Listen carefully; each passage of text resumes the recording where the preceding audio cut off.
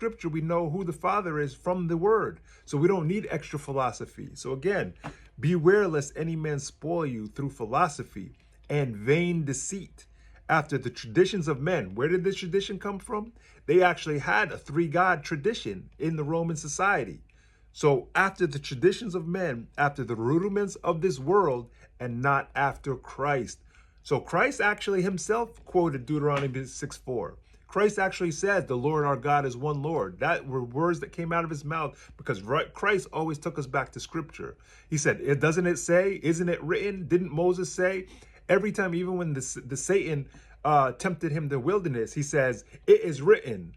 You know, he would always go back to the word, what was written, not to tempt the Lord thy God, not to test, you know, he would always take it back to that. That is the traditions of Christ, not out of the rudiments of the world, not out of the philosophies of Rome.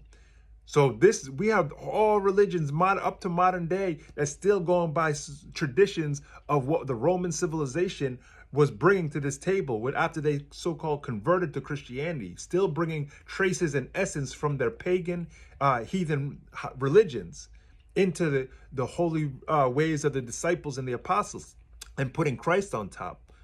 You know, they've done this with holidays, taking pagan holidays and putting Christ on top. They took it with this Trinity doctrine, putting Christ on top. But you